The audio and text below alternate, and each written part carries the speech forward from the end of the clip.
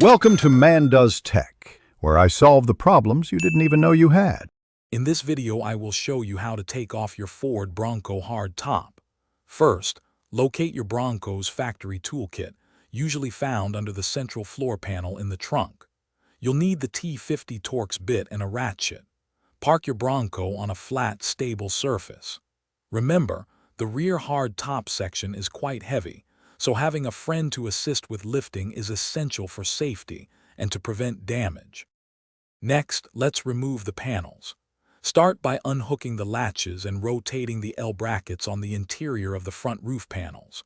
Once free, carefully remove these panels and set them aside.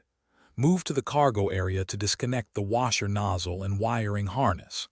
Finally, use your T50 Torx bit to unscrew the bolts securing the rear hard top section, including those at the C-pillar and along the sides. Hey everyone, if you're finding these tips helpful, please hit that subscribe button and give us a like. It really helps the channel.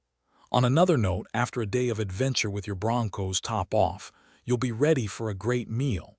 Make meal prep easy with these fantastic leak-proof containers, perfect for any outing.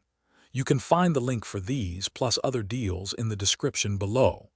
Now, let's get back to the video. Now for the main lift.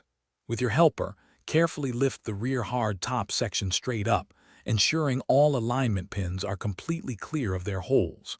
Once free, move the top away from your Bronco. To store it safely, place it on a soft surface like sawhorses, or consider a garage hoist system to keep it off the ground and out of the way.